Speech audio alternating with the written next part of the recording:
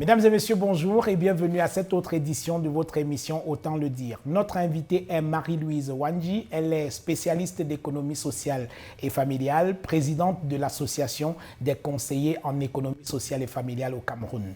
Avec elle, nous parlerons de la condition de la femme et de l'enseignement de l'économie sociale dans notre pays. Merci de rester fidèle à Naya TV. Merci de regarder Autant le dire. Marie-Louise Wandji, bonjour. Bonjour, Monsieur Tagne. Merci d'avoir accepté notre invitation. Alors, quand je préparais cette émission, j'ai énormément lu sur vous, votre parcours et également les différentes activités de votre association, l'Association des conseillers en économie sociale et familiale. Et je me suis dit, waouh, quelle bravoure! Et j'ai eu envie de commencer cette émission en vous faisant un compliment. Vous avez la bravoure d'un homme. Bravo. D'un homme? Non, j'ai la bravoure d'une femme. Je suis une femme. Oui, mais c'est un compliment que j'essayais de vous faire en disant que vous êtes forte comme une femme, comme un homme. Comme une femme, oui. Comme une femme qui s'assume, comme une femme qui a confiance en elle, comme une femme qui assume tout ce qu'elle fait, quoi. Oui. Pourquoi ça vous dérange que je dise que vous avez la bravoure d'un homme? Parce qu'à chaque fois qu'une femme fait quelque chose de bien, on a tendance à dire qu'elle fait comme un homme. Oui. Mais non, elle est une femme. Elle fait comme une femme qui se prend en main, qui prend son destin en main, qui s'assume. Donc vous considérez que dire que vous avez la bravoure d'un homme, c'est un propos sexiste, c'est ça? Hein? C'est sexiste. Oui. Et c'est faire croire que seuls les hommes font des choses bien. Oui. Alors que les femmes font aussi des choses bien, tout en restant femmes. Oui. Alors, il y a pas mal de clichés comme ça hein, dans notre façon de nous exprimer. On ne s'en rend peut-être pas compte alors que ce sont des propos assez sexistes. Hein. Par exemple, quand on dit à un homme « tu fais comme une femme », il peut se tuer, quoi. On l'a tué. Il doit se tuer. Oui. Parce que d'après la communauté, d'après la société, quand on fait comme une femme, c'est quand on fait mal. Oui. C'est quand on fait ce qui n'est pas bien. Et même quand à la maison, un garçon pleure, on dit tu pleures comme une femme. Il pleure comme une femme, voilà. Du moins, tu pleures longtemps comme une fille. Oui. Et la fille peut pleurer du matin jusqu'au soir, ça ne dérange personne, c'est normal. Oui. C'est une fille, elle doit pleurer. C'est dommage. Oui. Donc pour vous, alors dans notre société, est-ce que vous avez l'habitude, vous qui êtes dans le milieu des revendications féminines, féministes si on veut, est-ce que vous avez une multiplication comme ça des propos qui sont sexistes et qui passent couramment dans la société? Parce qu'on voit par exemple des parents hein, qui disent « ma fille c'est un vrai homme », une manière de célébrer sa fille, d'aimer sa fille, quoi. Franchement, au quotidien, Oui. ça se fait tous les jours. Oui. Et même certaines femmes qui se disent féministes font beaucoup d'erreurs sur ce plan-là. Oui. C'est-à-dire que même dans la division des tâches à la maison, vous allez entendre la mère dire qu'est-ce que tu fais à la cuisine, le père dit qu'est-ce que tu fais à la cuisine, et à la fille, tu peux rester à la cuisine du matin jusqu'au soir, c'est ta place. Oui. Alors que c'est bizarre, hein, quand on entre dans les restaurants, les grands chefs, Bocuse, c'est un homme. Hein. Oui. Je veux dire que quand l'activité génère déjà de l'argent, quand c'est déjà financièrement productif, on attribue à l'homme. Bien que l'homme fasse des activités qui se font aussi à la maison, mais qui à la maison sont assumées seulement par les femmes. Mais du fait que ça ne produit pas de l'argent à la maison, il ne manquerait plus que ça, hein, de demander aux membres de la famille de payer les services qu'on produit à la maison. Donc, quand c'est des services qui ne produisent pas de l'argent, qui ne sont pas financièrement rentables, la société veut qu'elles soient attribuées aux femmes. Et c'est vraiment dommage. Et de même aussi, quand on paye la scolarité, souvent, il y a des gens qui vont privilégier que la scolarité des garçons soit d'abord prise en charge, ensuite celle des filles, et même entre les filles, on doit discriminer en fonction de celle qui est dans l'enseignement général ou par rapport à celle, par exemple, qui est dans l'enseignement technique. Ouais. Parce que le schéma qui nous gouverne depuis la nuit des temps même, hein, je dirais, c'est que quand on fait l'enseignement technique, c'est que quelque part, on est des laissés pour compte de la société. Oui, oui. Ça veut dire qu'intellectuellement, on a quelques retards. On est limité, voire même on est perdu. En tout cas, quand nous étions petits, les plus vieux... oui. Dès qu'on a de mauvaises notes, oui. il faut l'orienter, par exemple, en économie sociale et familiale, parce que là-bas, tout le monde peut y aller et on y va à pied. On n'a pas, je veux dire, on n'a pas des compétences spéciales pour y arriver. Mais c'est dommage. Parce que souvent, c'est dans l'enseignement technique qu'on a besoin même de, je veux dire quoi, de la mathématique, de la chimie, de comprendre beaucoup de choses de la société. C'est pas parce que cette technique qui est dans l'imagerie populaire chez nous, c'est la technique qui est mimétisme. Je prends un exemple tout simple. Allez-y. Quand on va dans un salon de coiffure, par exemple, vous voyez, on va mettre une fille en apprentissage dans le salon de coiffure. Là, on dit elle n'a pas besoin d'effort, elle a juste à voir. Mais non, les produits ont une composition, par exemple. Il faut comprendre c'est quoi la composition de tel produit pour se défriser, pour se faire belle dans un sens ou dans un autre, hein, d'ailleurs. Mais on met la fille là-bas, elle remarque plutôt la couleur du pot ou la couleur du produit. Vous voyez, elle retient de manière à ce que si l'employeur ou son maître de stage change de pot ou de produit, elle ne se rend même pas compte. Elle ne saura même pas qu'on a changé de produit. Absolument. Mais non, c'est que dans l'enseignement technique, on a des bases qu'on doit avoir. Les enseignements fondamentaux permettent d'exprimer les enseignements techniques. Et quand on a des compétences techniques, on a besoin de les exprimer à l'aide des enseignements fondamentaux. J'entends le français, l'anglais, les maths, la physique, la chimie et autres. Alors, nous parlerons longuement de l'enseignement dans la deuxième partie de cette émission. Restons sur les considérations sur l'image de la femme aujourd'hui dans la société camerounaise. Alors, quelle est la part de la culture dans la situation qui peut être celle de la femme aujourd'hui? On a parlé des clichés qui sont sexistes et qui passent de manière tout à fait normale dans la société aujourd'hui. Alors, quelle est la part de la culture dans la place qu'occupe la femme aujourd'hui dans notre société? Vous savez, beaucoup de gens revendiquent de plus en plus. Il faut que les Africains reviennent à leur culture. Il faut que la culture prévale sur ce que nous apprenons des Occidentaux. Tout à fait. Nous sommes bien d'accord. Mais seulement, M. Tagné, cette culture, qui va définir le socle de cette culture?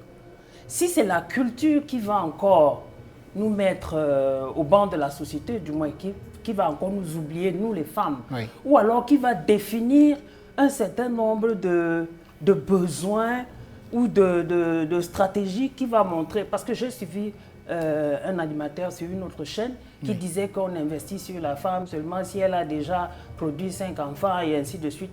Mais j'avais envie de pleurer.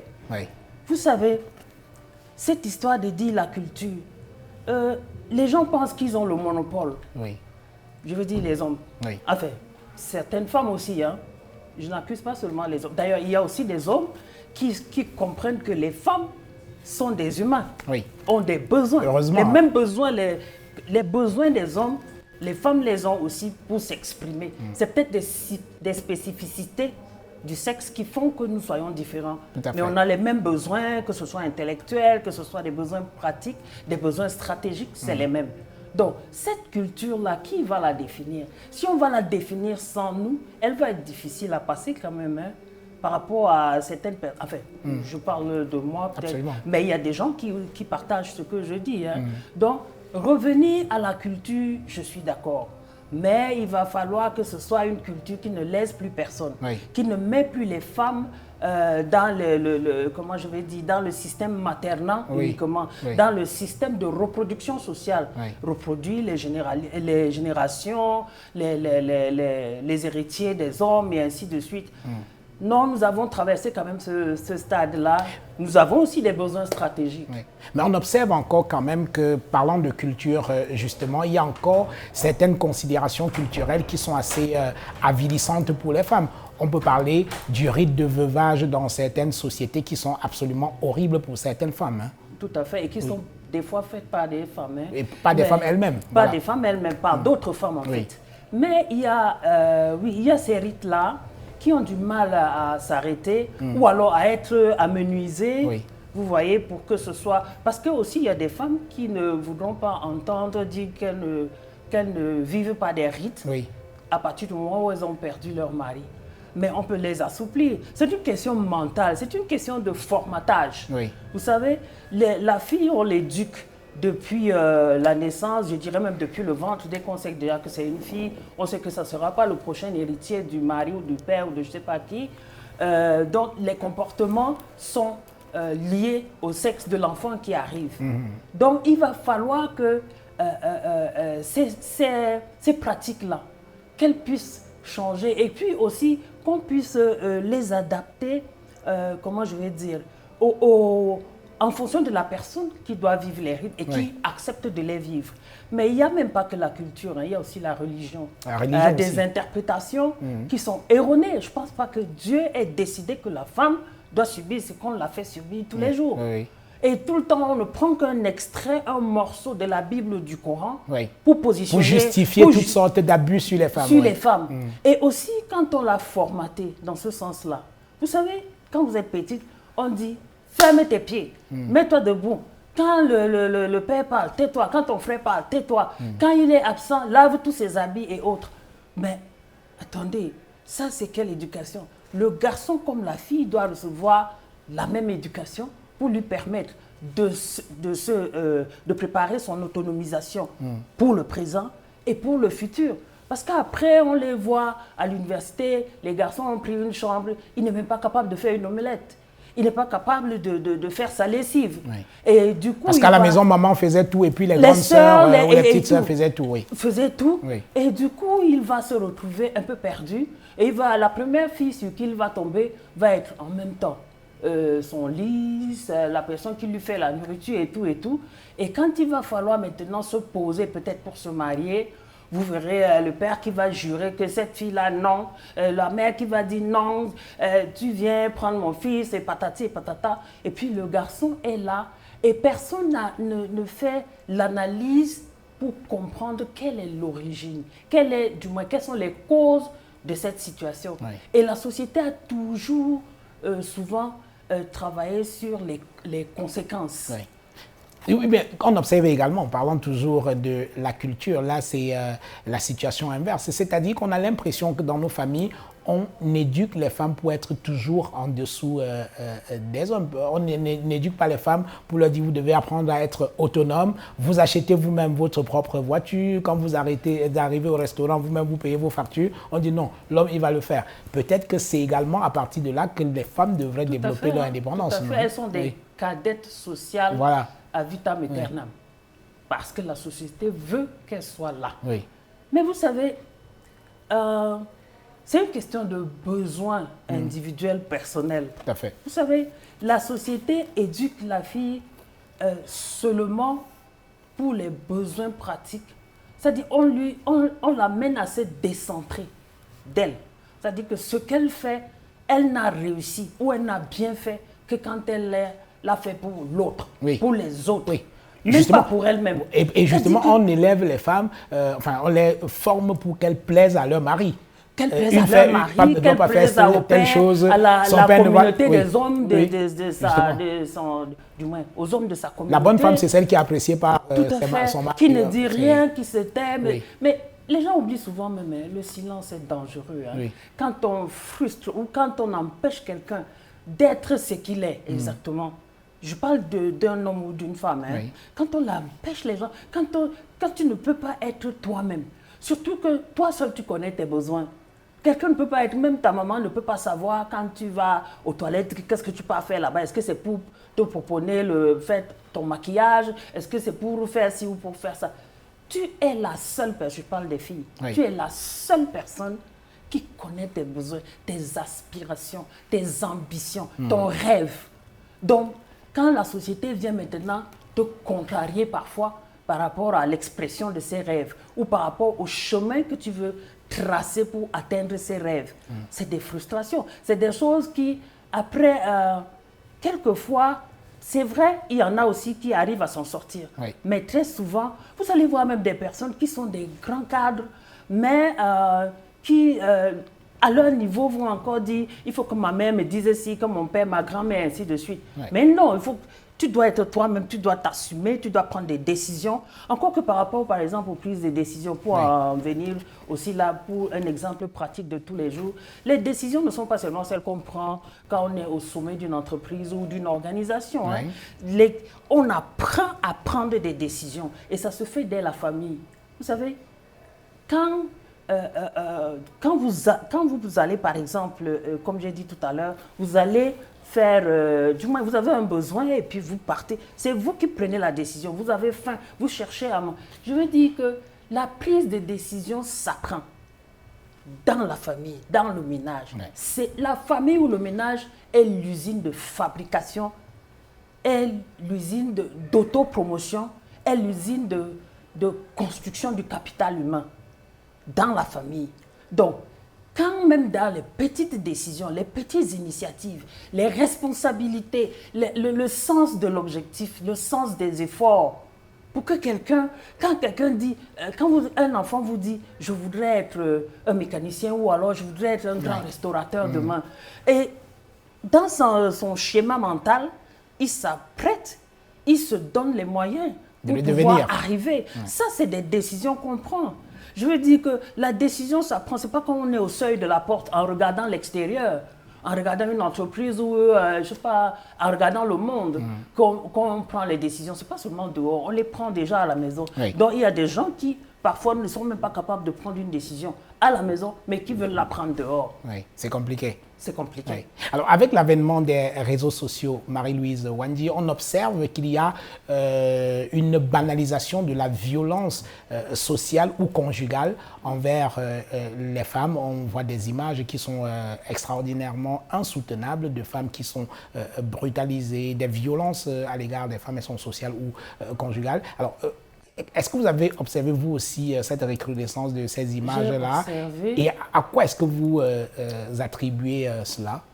J'ai observé et on n'a que nos yeux pour pleurer. On se demande où va la société. Et les gens se posent des questions, comme vous la posez là. Mais chaque parent, homme, femme, nous sommes responsables de ce qui arrive. Parce que parfois, on a toujours l'impression que c'est arrivé à mon voisin ou à côté ou dans un quartier. Nous sommes tous responsables.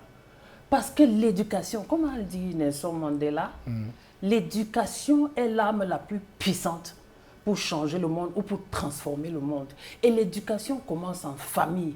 Or, chez nous, souvent, on commence l'éducation au seuil de la porte. Parce que l'éducation en famille, c'est l'éducation qui sert à rien, qui fait rigoler les gens. Quand tu dis que tu fais, par exemple, économie sociale et familiale, on dit, wow, ça sert à rien. Oui. Donc, les garçons comme les filles aujourd'hui, on leur dit que pour exister, pour être une personne, pour être noble, il faut que tu commences à exister quand tu es au seuil de la porte en regardant l'extérieur, parce que tu as un emploi, parce que tu as un salaire, parce que tu as tout. Donc, tant qu'on n'éduquera pas les garçons et les filles avec les mêmes outils, les mêmes codes, ce garçon-là ne respectera jamais les filles, ne respectera pas les femmes.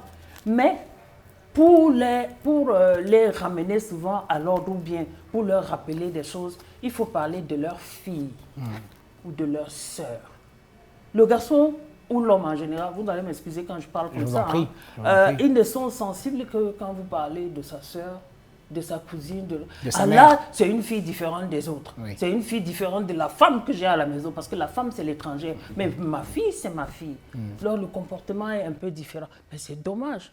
Cette femme qui est à la maison, c'est la fille de quelqu'un aussi. Et puis, si vous ne voulez pas qu'on fasse du mal à votre sœur ou à votre fille, je pense que c'est la même chose que vous devrez faire à celle que vous avez à la maison ou à votre camarade de classe. Mais où sont les femmes, serait-on tenté de vous demander? Parce que face à toutes ces violences que les femmes subissent aujourd'hui dans la société, on voit très peu de femmes, de féministes monter au créneau pour dénoncer ce qui se passe par tous les moyens possibles. Où sont les femmes? Les réactions sont très individuelles. Oui. Individualisées même, chez nous. C'est-à-dire que les grands mouvements où vous allez voir des femmes qui vont se lever, c'est aussi parce que la société civile n'est pas très forte chez nous. Oui. Elle n'est pas très forte. Et les femmes qui vont se lever, vous verrez même d'autres femmes qui vont les vilipender, qui vont dire qu'elles ne devraient pas le faire. Et puis aussi, il y a quelque chose, le budget.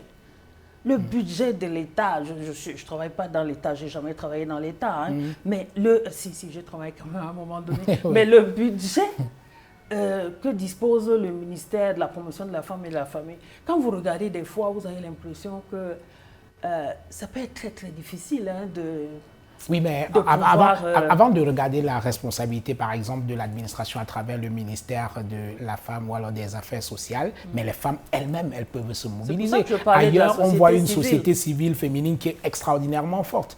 Oui. Mais qu'est-ce qui se passe chez nous? Pas seulement celle féminine. Hein. La société civile, en général, elle n'a pas beaucoup de force chez nous sur ce genre de causes-là. Hein. Je ne parle pas d'autres causes, je parle essentiellement de cette cause-là. Et puis les femmes prises individuellement, quelquefois, c'est des femmes qui sont fragiles d'elles-mêmes aussi. C'est-à-dire que seule, on ne va pas loin. Hein. Voilà, ensemble, tout à fait. Vous comprenez possible. Dans ce que je veux dire. C'est-à-dire que toutes seules, elles ne feront pas grand-chose.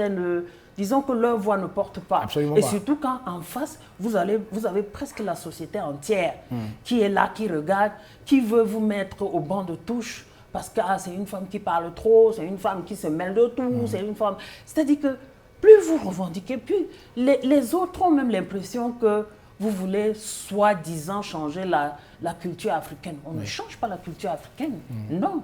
On voudrait être dans nos droits. On voudrait faire comprendre à la société que les filles et les femmes ont des besoins, les mêmes besoins que les hommes. Et la société est tellement formatée aujourd'hui que dans l'opinion publique, lorsqu'une femme est même violée, c'est sa faute. Elle n'avait qu'à bien s'habiller ou alors elle n'avait qu'à ne pas se retrouver dans un milieu... C'est incroyable quand même. Ça, c'est des raisons. On ne soulève pas les mêmes raisons avec les garçons. Vous allez voir un garçon, il porte son pantalon, je ne sais pas, ce qui devrait être autour de la taille se retrouve aux genoux et il marche avec ça. Personne ne se plaint. Du moins, c'est normal à la limite. Hein. Il a la testostérone, c'est le garçon. Il doit s'exprimer, il fait ce qu'il veut. Il va où il veut, il fait ce qu'il veut. Mais c'est vraiment dommage que notre société en soit encore là. Et j'ai bien peur parce que j'ai l'impression même que la génération que moi j'appelle la génération des hommes du 21e siècle, je me demande même s'ils ne sont même pas en train de revenir à la situation de mes parents à moi. Ah bon, vous croyez? Ben oui, parce que quand vous entendez les jeunes filles, vous savez, nous avons tout un programme qui travaille beaucoup avec les jeunes, les jeunes femmes. Alors vous avez des filles qui viennent vous dire, madame, je ne sais plus quoi faire, ma chère, je dois toujours accepter tout ce qu'on me dit. Quand ce n'est pas lui-même, c'est la famille, c'est les amis. Je veux dire qu'à chaque fois, la famille est le dernier maillon de la société. Et ce que je ne comprends pas, les hommes essaient de nous faire ce que la colonisation leur a fait. Ils étaient les seuls devant, ils n'ont pas lutté, ils ne se sont pas défendus. Mais maintenant, ils veulent... parce que imaginez-vous, on parle de soumission, d'accord? Moi, je me dis toujours, ok, toutes les femmes, soumettons-nous. Et puis, la page d'après, c'est quoi? Quand nous serons soumises comme vous voulez. C'est-à-dire accepter tout ce que vous voulez, faire tout ce que vous voulez. Après, la page d'après, c'est quoi? Ça ne change rien à la situation que nous vivons tous. La pauvreté, le vol des ressources naturelles, la destruction, les grands enjeux aujourd'hui, le climat et tout. Ce n'est pas les femmes qui l'ont créé. Hein? Je veux dire que la lutte, le combat, ou je ne sais même pas comment dire, contre les femmes ou alors contre l'émancipation ou le développement ou la promotion des femmes. Les gens... C'est pas ça l'enjeu principal aujourd'hui, d'être contre. Au contraire, il faut les avoir comme alliés. Parce que souvent, vous les frustrez, vous ne voulez pas qu'elles s'expriment, vous ne voulez même pas qu'elles aient des ambitions, qu'elles aient des rêves. Autant on n'est plus en 1900, je ne sais pas combien, là, on n'est plus au temps du lendemain de Jésus-Christ. On est quand même à un certain niveau, au 21e siècle. Oui. Alors, aujourd'hui, est-ce que vous n'avez pas le sentiment, le poids de la culture, des clichés sociaux est assez fort quand même. Lorsqu'on regarde même l'attitude des femmes aujourd'hui, leur combat, c'est de plaire aux hommes parce qu'on estime qu'une bonne femme, c'est celle qui a réussi à se marier. Alors, et du coup, on peut accepter toutes sortes de choses. Au nom du mariage, on accepte de se faire bastonner tous les jours parce qu'on voudrait avoir le statut de femme mariée. Là encore, c'est quoi le problème? C'est culturel, c'est l'éducation. C'est quoi le problème? Il y a l'éducation, il y a la culture, dit-on. Mais il y a aussi, vous savez, c'est comme la disquette. Hein? Quand on vous a formaté là, c'est quelque chose de difficile de retrouver la disquette de départ. Hein. Je veux dire, la disquette qui n'a pas toute la place occupée. C'est-à-dire que c'est comme ça que la société vous formate, vous met dans la religion, parce qu'on croit que croire en Dieu, croire en Jésus-Christ ou à Mahomet, c'est accepter tout ce que la société veut de vous par rapport au sexe opposé qui est l'homme. Oui. C'est dommage. Oui. Je vous propose, madame, de prendre une petite pause. Nous revenons dans quelques secondes pour la suite de cette émission.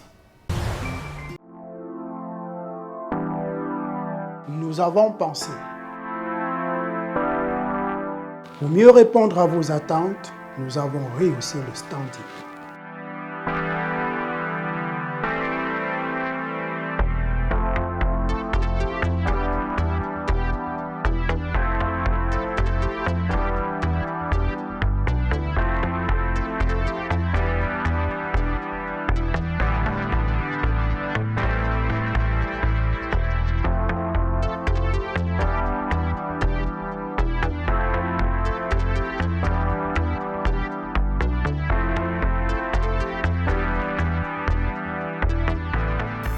Hotel Le Quai d'Orsay. Better than what you imagine. Voilà, mesdames et messieurs, retour dans ce studio avec notre invitée Marie-Louise Wandji. Elle est spécialiste d'économie sociale et familiale. Nous allons poursuivre cette émission sur la condition de la femme au Cameroun. C'est une situation qui n'est pas très réduisante, nous l'avons vu jusqu'à présent. Alors, beaucoup pensent que pour faire bouger les lignes, cela passerait par un accès plus important de femmes au poste de responsabilité. Vous pensez que c'est une piste? C'est une piste. C'est une piste comme une autre. Oui. Mais la société, on doit comprendre que la responsabilité ne se prend pas seulement à l'extérieur. Je parle là même aux femmes que nous sommes. Oui. Je veux dire que même dès la maison, c'est nous qui enseignons, qui montrons aux garçons et à la fille ce que c'est que la responsabilité. Oui. Ça part des choses très très banales. Vous savez, quand on organise par exemple les tâches ménagères à la maison, chacun a son tour de faire la lessive, de faire le ménage, de faire la vaisselle, de ranger le salon, de ranger les lits et ainsi de suite. Oui. Ça, c'est déjà la responsabilité parce qu'il faut que l'enfant arrive à le faire sans avoir besoin qu'on le lui rappelle chaque fois. Quand ça devient derrière la routine, il s'installe dans l'esprit de responsabilité.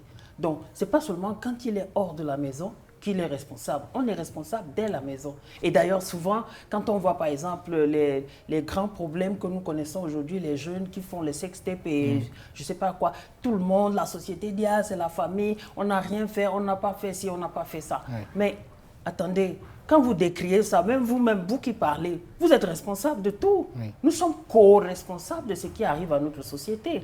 Mais si vous voyez, on n'a peut-être pas pris le temps d'éduquer ces enfants-là à ce que c'est que la vie, tout simplement.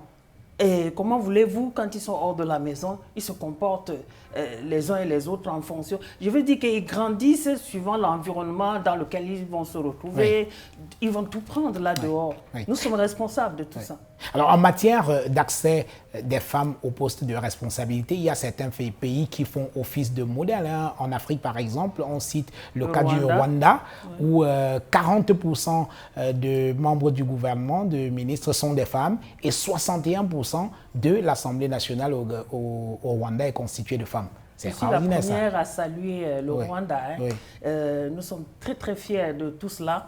Mais vous savez, c'est un cas unique au monde. Hein. C'est un cas unique, oui, même par rapport aux pays occidentaux. Oui. Tout à fait. Mais nous voulons que ces positions-là ne soient pas des positions pour répondre juste aux enjeux de l'ONU ou de l'ONU Femmes. Ben oui, justement. Est-ce qu'avoir sa place grâce à une politique de quotas, personnellement, je pense que ce n'est pas valorisant. Hein. Oui. Si vous n'avez votre place que par rapport à une politique de quotas, surtout si les décisions que vous prenez, si vous n'impactez pas le milieu où vous vous trouvez, vous comprenez? Oui. Vous êtes au poste de responsabilité dans telle ou telle entreprise publique ou parapublique ou je ne sais pas quoi. Si vous n'impactez pas cette entreprise, je ne sais pas, c'est votre position. Simplement une faire nous valoir. Allons danser à l'extérieur, comme je viens de danser par exemple, comme je viens d'applaudir pour le Rwanda. Mais si vous êtes là sans impacter le milieu où vous vous trouvez, là, ça doit vous poser problème même à vous-même, de toutes les façons. Oui.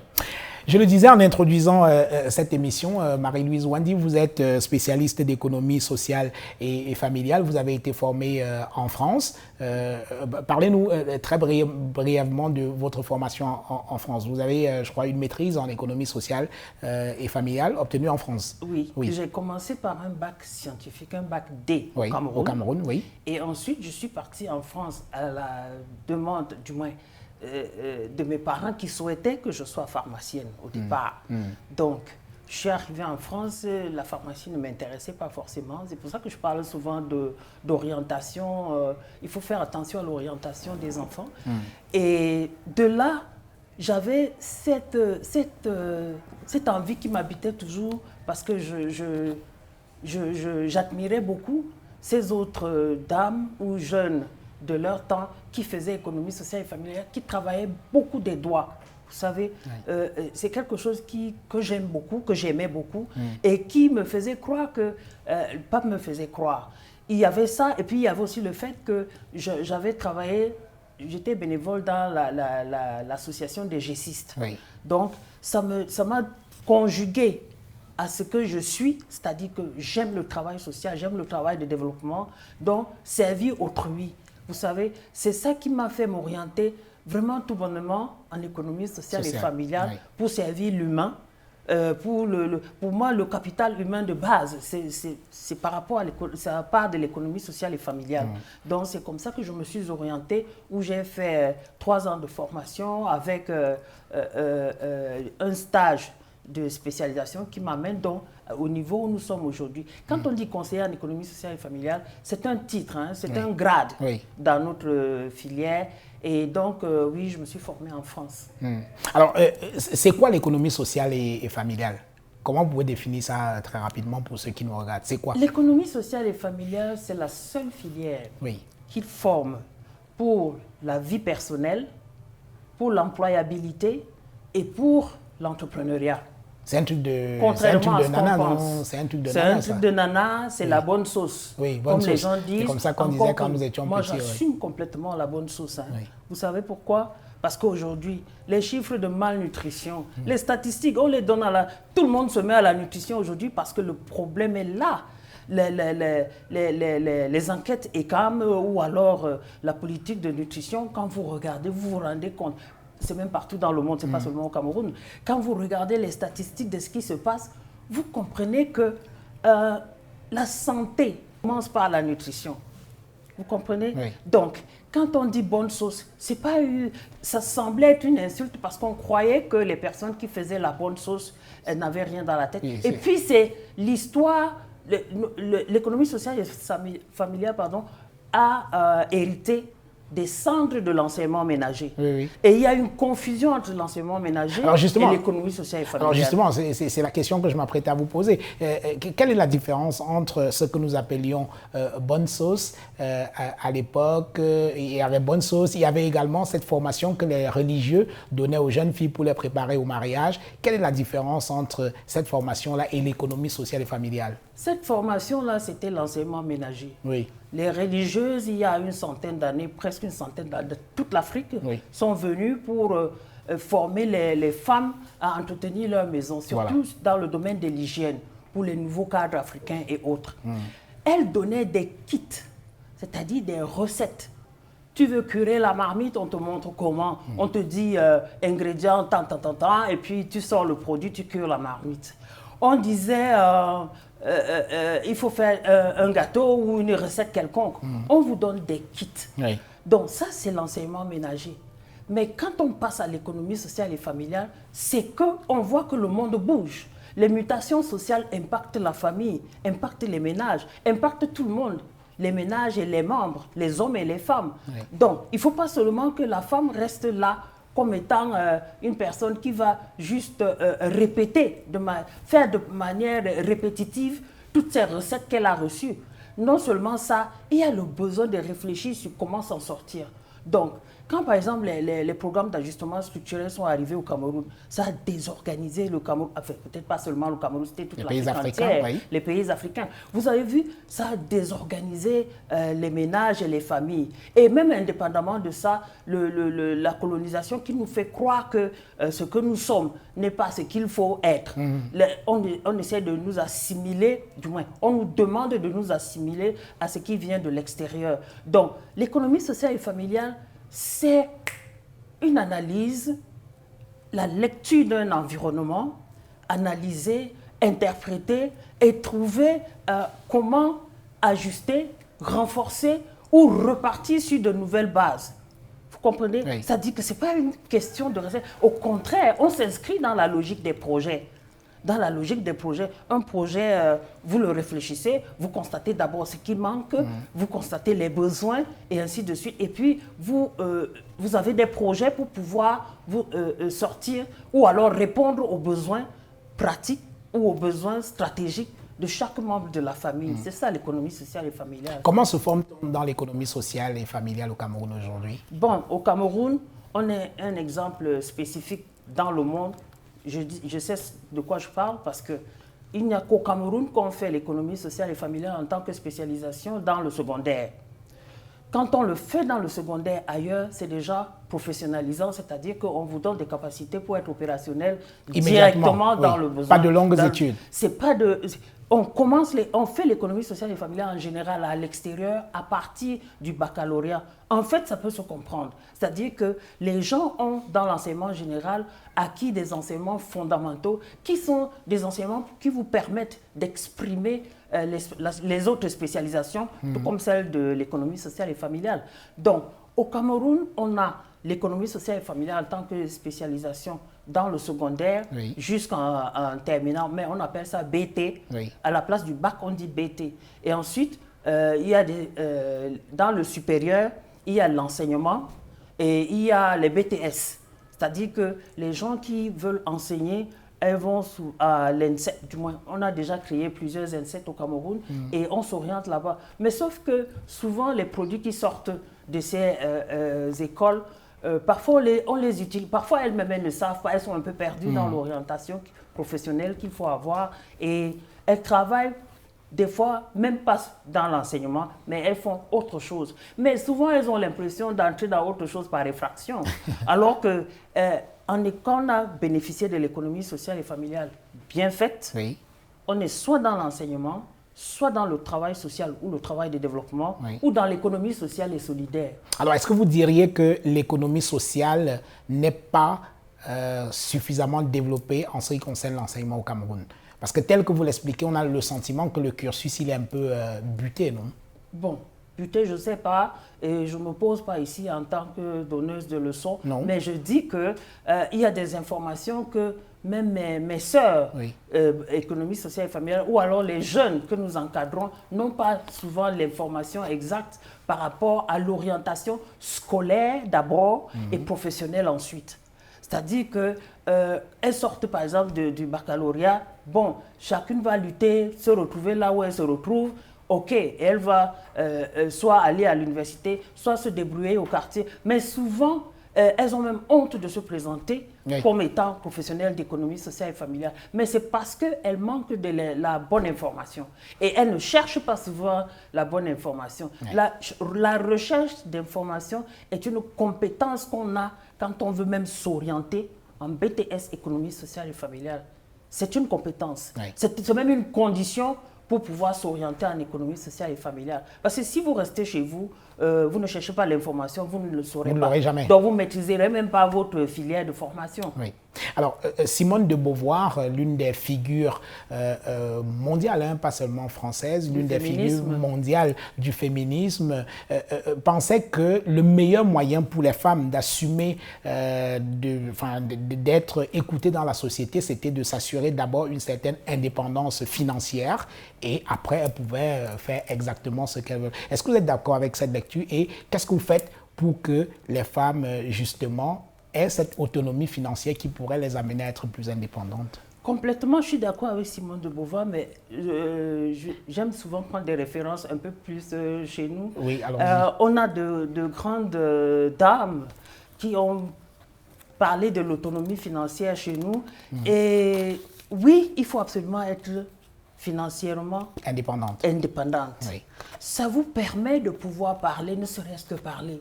Parce que vous avez des personnes qui restent dans certains ménages ou dans certaines familles juste parce qu'elles ne peuvent rien dire, Oui. elles n'ont pas les moyens de devenir autonomes. Oui. Même pour le sel de 100 francs, Même on pour appelle... même pour ça la dérange protection quand même. féminine, Oui, on voilà. est obligé d'aller demander tendre la main. jusqu'à ce niveau-là. Oui. Donc, les hommes pensent que nous luttons contre les hommes. Ils ne savent même pas qu'on ne peut même pas être femme s'il n'y a pas un homme en face. Oui. S'il n'y a pas un homme avec nous, on ne peut pas avancer. Ce sont ces hommes qui doivent, avec nous, comprendre que les temps ont changé, les besoins ont bougé. À chaque fois, on dit, allez demander à votre grand-mère comment on fait quand on est avec un homme. Non, ma grand-mère, il y a longtemps, il y a au moins 80 ans. Mais aujourd'hui, c'est aujourd'hui. Il y a il y a les mutations sociales, il y a les choses qui ont changé. Pourquoi voulez-vous que c'est seulement les hommes qui bénéficient des changements? Il ne peut plus chercher le bois en brousse, il n'est plus bûcheron. Parce que même dans la langue, on disait, allez, mon chercheur de bois, il cherche le bois où? Maintenant, il a les iPhones, toute la technologie qui sort, il est en avant, il a ça. Et puis, il veut avoir l'autre qui a des besoins figés en 1900. Que la femme doit avoir des besoins figés, elle ne doit pas penser aux nouveaux besoins. Non, la femme doit être financièrement autonome. Comment? Nous avons d'ailleurs Oui. fait un projet depuis 10 ans. Oui. Même avant, le projet de depuis 10 ans, c'est alphabétisation nutritionnelle, promotion de l'égalité des sexes et autonomisation des filles et des femmes au Cameroun. Avant même ces 10 ans, en 1996, nous avons fait une enquête auprès déjà des professionnels d'économie sociale et familiale parce que notre filière n'était pas la filière prioritaire dans les ministères. Nous nous sommes dit, les jeunes qui sortaient, il fallait les occuper quelque part, il fallait l'auto-emploi. Donc nous avons commencé par là, on a fait une enquête auprès de 224 professionnels et on a compris que l'argent leur manquait pour pouvoir s'installer. Oui. On a initié un microcrédit avec l'appui de la coopération canadienne. Sauf qu'à un moment donné, on se rend compte qu'elle peut même avoir de l'argent sans pouvoir s'en sortir, sans créer l'entreprise. On a compris qu'il faut faire autre chose. Donc, c'est comme ça que nous commençons à penser à l'auto-emploi au niveau de l'école. Tout à fait. Donc, nous allons mettre le concept de l'auto-emploi à l'école qui va déboucher sur le projet Apprendre à entreprendre. Et chemin fait toujours avec la coopération canadienne, avec les cégeps Trois-Rivières et Édouard Montpetit. Et toujours dans cette lancée, on s'aperçoit que la posture d'entrepreneur, c'est pas une posture, juste on vous donne l'argent et vous allez réussir. Non, ça se prépare. C'est une culture. C'est une culture.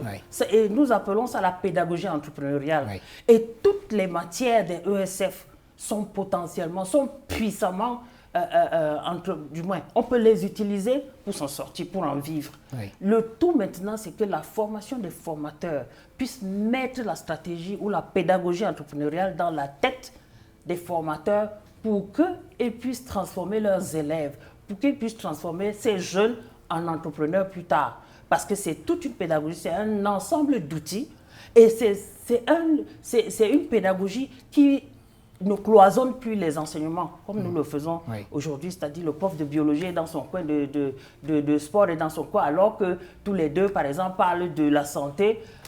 Il pourrait, du moins, la pluridisciplinarité, l'approche prônée par la pédagogie entrepreneuriale est une approche qui permet aux enseignants de travailler ensemble. Les points de convergence qu'ils ont ensemble par rapport à un aspect donné de leur leçon doivent être abordés ensemble pour pouvoir maximiser l'assimilation pour l'apprenant. Donc, la pédagogie entrepreneuriale, puis on a donné des microcrédits aux femmes. Nous avons un portefeuille de près de 300 femmes qui ont eu des microcrédits et que nous avons formées avant pour pouvoir comprendre pourquoi elles échouaient souvent. Vous avez une maman, elle vend le tapioca, elle vend l'igname, et c'est quand l'argent est fini dans son porte-monnaie qu'elle s'aperçoit que l'argent est fini et que son entreprise n'a pas marché. Non, pour ça, nous avons fait d'abord une bonne étude. On a toute une banque de données qui ciblait chacune ses faiblesses dans la gestion et dans la conduite de son entreprise. Pourquoi elle a échoué? Qu'est-ce qui était sa force? Comment ça s'est passé? Et quelle est la charge mentale à la maison qui l'empêche de réussir? Donc, c'est une approche intégrée que nous avons essayé de donner à ces bénéficiaires-là pour leur permettre de conduire convenablement leur entreprise. L'originalité de notre stratégie repose beaucoup sur l'accompagnement. Beaucoup de structures donnent les crédits et les microcrédits, mais beaucoup n'accompagnent pas. Ouais. Et là, c'est à ce niveau qu'on tente de redresser, par exemple, les faiblesses dans la gestion des femmes. Ouais. Oui, alors toujours dans le cadre des activités de votre association, la CEF, dans le cadre du projet Autonomisation économique et financière pour toutes, vous avez dit, entre autres objectifs que vous poursuiviez à travers cette initiative, qu'il est question d'amener les filles et les femmes à se prendre en main, être metteurs en scène et acteurs de leur propre vie. Elles doivent... Ça c'est joli, hein? Oui.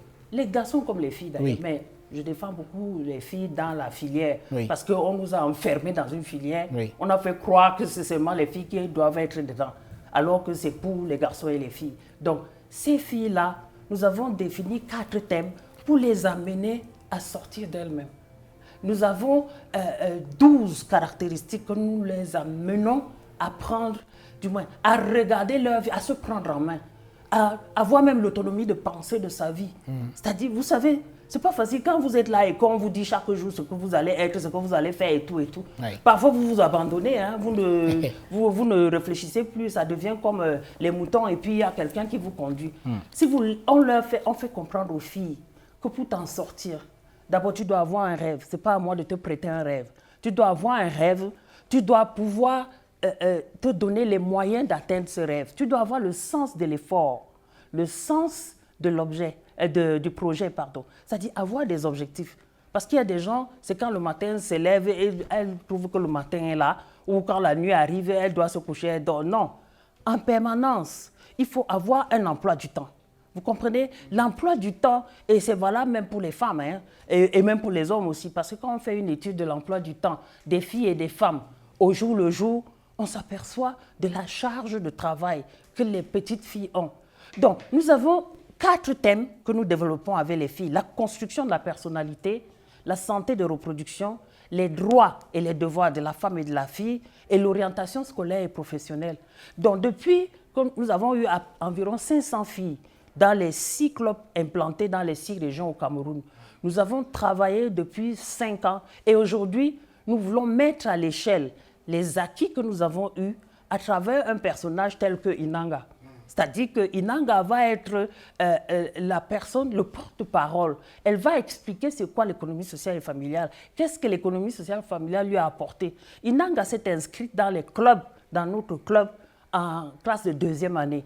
Après avoir eu des mauvaises notes au primaire, on lui a dit va faire ESF parce que là-bas c'est facile. Oui. Mais les gens ne se posent même pas des questions. Pourquoi elle a même de mauvaises notes? Parfois c'est le parent, parfois c'est l'enseignant lui-même qui n'était pas bon. Parfois, on ne cherche pas à comprendre, on dit seulement va dans la filière, soi-disant, la filière facile. Oui. Donc, Inanga, à un moment donné, et nous avons constaté avec les résultats et les acquis, et les filles ont écrit les projets de vie. Nous avons une 60aine de projets de vie que les filles ont rédigés. Et elles s'aperçoivent qu'en fait, leur vie, c'est comme leur voiture. C'est la seule voiture d'ailleurs qu'elles conduiront toute leur vie. C'est-à-dire qu'elles sont les seules au volant. Si elles prêtent le volant à quelqu'un, qui lui dit va à gauche, va à droite, le jour où la voiture là, qui est leur vie, fait l'accident, elle va commencer à dire c'est à cause de ma mère, de ma tante, de je ne sais pas qui. Non, non, non. Oui.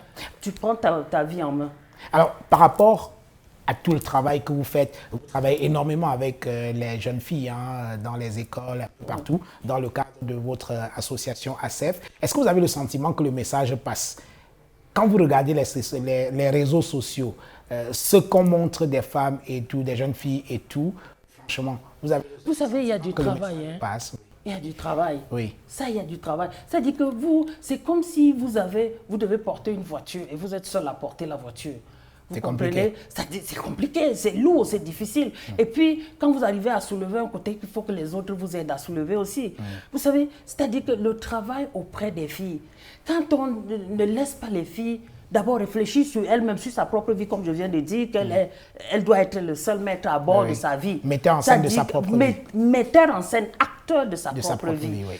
Quand on ne laisse pas la fille y réfléchir, ça fait qu'elle s'abandonne. Et du coup, cette fille-là, même son avenir, elle laisse que les autres décident. Donc, ce travail que nous avons fait jusqu'à présent, je vous ai dit, on a retenu à peu près une 60aine de projets de vie qu'elles ont rédigés sur près de 500 filles. Nous voulons que Inanga soit le porte-parole qui va mettre à l'échelle. Quand je dis mettre à l'échelle, c'est-à-dire qu'à travers Inanga, qui est une bande dessinée, maintenant là, il faut que les parents qui orientent souvent à tort et à travers, que les jeunes même qui veulent s'orienter pour la scolarité et même pour la profession future, qu'ils puissent se familiariser avec Inanga. C'est une bande dessinée et elle sera ouverte à tous, les garçons et les filles. Il faut comprendre Inanga. Alors, je rappelle que Inanga, c'est effectivement un des projets que vous avez réalisé au sein de votre association, la CEF. Oui. Alors, je vais vous donner quelques statistiques de l'entrepreneuriat féminin au Cameroun. Alors, il y a au Cameroun à peine 5000 femmes à la tête de plus de 200 000 entreprises que compte notre pays. Ça, c'est faible, ça. Bon, ça, c'est les entreprises qui sont répertoriées dans la comptabilité nationale. Oui. Mais nous vivons... Nous, on a un répertoire de près de plus de 300 femmes. Oui. Si vous appelez... C'est vrai, les gens n'aiment pas quand on parle d'activités génératrices de revenus, mais c'est par là que les femmes commencent, que beaucoup d'entre elles commencent. Oui, mais est-ce qu'on doit confiner les femmes dans le ghetto, sans vouloir insulter personne, dans le ghetto du secteur informel? Non, justement. Voilà. Parce que quand elles restent dans le secteur informel, elles n'accèdent pas au financement plus important. Justement.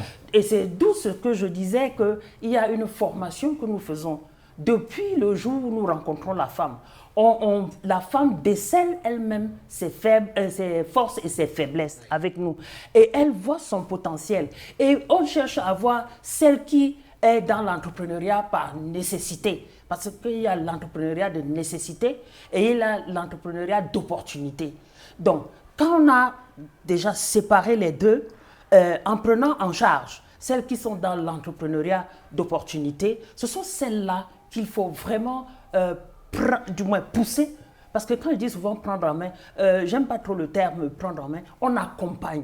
Parce que si une femme ne veut pas, vous ne pouvez pas réussir son accompagnement. Oui. C'est quand elle veut, quand elle comprend où vous allez, ce que vous dites, et tout ce que vous avez trouvé avec elle pendant son accompagnement, et qu'elle accepte de prendre des décisions. Parce que vous pouvez accompagner, lui sortir des faiblesses de gestion, par exemple.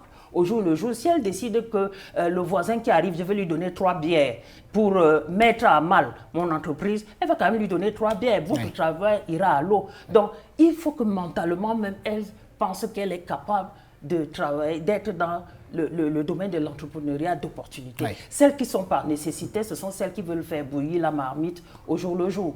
Alors, nous sommes en train d'achever cette émission, madame. Alors, revenons un peu aux réseaux sociaux. On en a parlé tout à l'heure, mais on remarque, c'est valable pour les hommes aussi, hein, pour les garçons aussi, mais puisque nous sommes en train de parler des femmes, allons-y. Donc, on remarque que les modèles des jeunes filles dans les réseaux sociaux, malheureusement, ce ne sont pas des femmes comme vous, ce ne sont pas des professeurs d'université ou des grandes avocates et tout, mais c'est des péripatéticiennes, c'est parfois des femmes qui ne connaissent rien du tout, mais qui s'affichent clinquantes dans les réseaux sociaux et elles sont célébrées. Là, c'est quoi le problème à ce niveau-là? C'est la faute des médias, hein, d'abord. Parce que, ben oui, c'est votre faute aussi, entre parenthèses. Non, nous, on ne dit pas aux gens d'aller célébrer, mais c'est ça que vous montrez le plus. Les faux dieux. Ce n'est pas nous qui demandons d'aller célébrer des faux dieux dans les réseaux sociaux. Nous aussi, on les subit. Vous savez, ce que les réseaux sociaux montrent, c'est ce que la société veut que les réseaux sociaux montrent. Oui.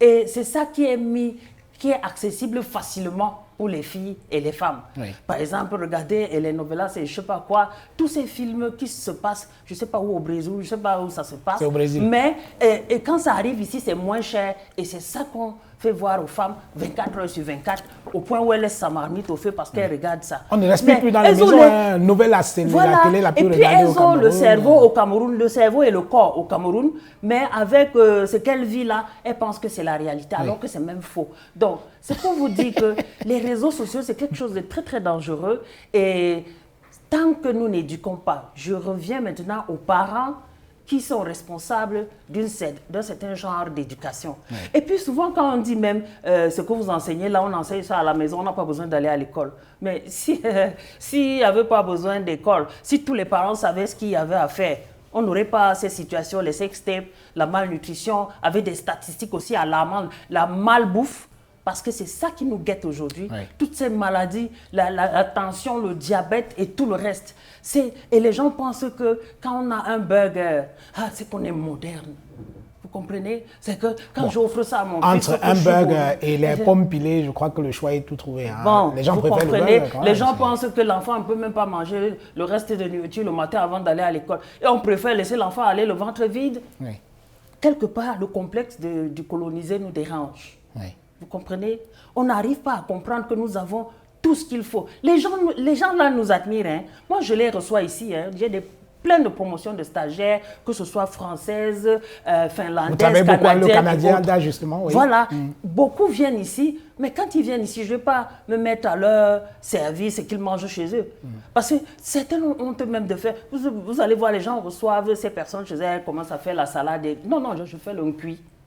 Vous comprenez? Ils mangent. Je leur fais, ils essaient de manger, mais ils doivent comprendre que nous avons, c'est souvent, c'est un de leurs présidents qui a dit qu'on n'était pas entré dans la civilisation, il s'est trompé sur toute la ligne. Oui. Je ne sais pas si la civilisation ne vient même pas de nous. Ouais, vous comprenez? C'est-à-dire que, bon, je n'ose pas prononcer c'est pour vous dire que nous avons encore ce complexe qui, quand on dit même petit déjeuner le matin, on croit que c'est le pain avec le beurre, avec je ne sais pas quoi. Non, il y a la prune, il y a l'avocat en ce moment. Vous comprenez? Je prends le bout de pain ou les beignets que la maman fait au bord de la route. Parce que quand je mange le pain, là, je fais déficit à mes soeurs ou à mes frères qui font l'agriculture, qui cultivent le maïs. Oui. Apprenons à utiliser nos ressources alimentaires locales pour pouvoir faire du pain, le maïs, la patate. Moi, j'ai été dans une rencontre où on a évalué cette intégration des farines locales. Mais vous savez, si vous dites par exemple, au lieu de 100% de farine, de blé. Si vous dites même seulement de mettre 10% de maïs ou de patates, je ne sais pas, ça donne du travail ici. Oui. Chaque acte d'achat est un acte politique, est un acte économique. Il faut que nous intériorisons ça. Il y a ce que les activistes appellent la consommation militante. Tout à fait. Oui. Alors, nous sommes en train de sortir de cette émission. Le temps, il passe très vite. Alors, une petite confidence, Marie-Louise Wandi. Il n'y a pas très longtemps, j'ai rencontré une personne avec laquelle je discutais. Et c'était un homme assez heureux dans sa vie. Tous ses enfants, ils ont fait de très, très bonnes études. Mais il avait un souci, un gros chagrin. Sa dernière fille vient de soutenir sa thèse de doctorat brillamment. Mais il a un gros souci, un gros chagrin. M'a-t-il dit? Elle n'est pas mariée. Que diriez-vous à ce monsieur-là? Son seul problème dans la vie, c'est que sa fille a fait de bonnes études, d'accord, mais elle n'est pas mariée. Et c'est un problème pour lui. C'est vrai. Je vous ai dit tout à l'heure que la femme n'existe que quand elle est avec un homme. Voilà. Quand elle est bien accompagnée. Le monsieur, il souffre, hein, je vous le dis. Oui. Par contre, quand elle est bien accompagnée. Mais je ne donnerai pas ma fille à quelqu'un qui va la torturer du matin au soir. Parce que, du moins, ce n'est pas à moi-même de la donner. Si elle choisit, elle choisit. Oui. Vous comprenez? Mais sinon, il est malheureux aujourd'hui. Mais si, par exemple, sa fille tombe sur quelqu'un qui va la maltraiter tous les jours, l'humilier. Parce que vous savez, hein, maltraiter une personne, ce n'est pas seulement les coups physiques. Hein, la parole, là. Si vous essayez de lui dire qu'elle ne vaut rien, le mariage, c'est pour être des partenaires. Hein, c'est pour se compléter. Si c'est que l'un doit être... Et ce que je n'ai jamais même compris, hein, comment les hommes peuvent être heureux en étant dans une maison où l'autre est malheureuse, la femme est malheureuse. Je ne sais pas. Ton devoir, c'est chaque jour de lui demander que est-ce que tu vas bien, est-ce que tu es heureuse, est-ce que j'ai mal fait, est-ce que j'ai bien fait. Alors, qu'est-ce que je dis au monsieur? De ne pas s'inquiéter? Pour moi, ça dépend de comment elle a éduqué la fille. Vous savez, si vous avez passé le temps à dire à la fille que sans mari, tu ne vaux rien, ça va impacter son cerveau, hein, sa façon d'être et autres. Et le père en sera toujours malade. Mais s'il l'a éduqué en lui disant que il faut pouvoir tomber sur le bon... Parce que vous savez, le mariage est difficile aujourd'hui, et ça, je n'en dis. Mais moi, je suis mariée, hein, je ne me plains pas. Mais je dis que ce n'est pas la chose la plus facile. Et il faut trouver un partenaire. Il ne faut pas trouver un bourreau. Vous comprenez? Voilà. Et donc, pas le mariage à tout prix. Non. Voilà. Dernière chose, madame, est-ce qu'il est facile de s'affirmer et de s'assumer comme féministe au Cameroun aujourd'hui? Vous êtes féministe, vous? Je suis féministe. Mais vous savez, il y a féminisme et féminisme. Il y a des féminismes qui vont jusqu'à dire qu'il faut seulement que les femmes restent entre elles, sans les hommes et autres. Non, l'autre là n'est pas bien, l'autre n'est pas bien. Bon, c'est pour vous montrer qu'il y a plusieurs féminismes. Moi, partout là où la femme souffre, où la fille souffre, elle ne peut pas s'exprimer. Elle ne peut pas dire ce qu'elle veut. Elle n'a pas de rêve, elle n'a pas d'ambition. Où on éteint sa lumière, où on ne veut pas qu'elle existe. Pour ça, c'est la souffrance, franchement. C'est là où je ne suis pas d'accord. Je suis féministe, oui, si c'est pour que chaque femme, chaque fille soit inscrite, comme les garçons, dans les besoins stratégiques et les besoins pratiques. C'est pour en revenir, pour être beaucoup plus concrète, quand le garçon sort de l'école, il doit travailler aux tâches ménagères comme la fille. Parce qu'elle, elle travaille, elle ne se repose jamais. Quand vous regardez son emploi du temps, alors que le gars, quand il va y jouer au ballon, ou le papa, quand il s'en va, il laisse tout à la femme, les répétitions, la nourriture et tout le reste. Et il s'en va, il prend la bière et tout, il se détend. Donc quand il arrive à la maison, il est frais. Vous comprenez? Il est frais. C'est pour ça qu'on parle du temps conjugal, le temps parental, le temps de loisir, le temps... Tout le monde doit en bénéficier pour pouvoir se sentir heureux, pour pouvoir exister en tant qu'être humain, tout simplement. Écoutez, on en reste là. Madame, merci. Merci. Mesdames et messieurs, merci d'avoir regardé Autant le dit. Je vous donne rendez-vous la semaine prochaine avec un autre invité.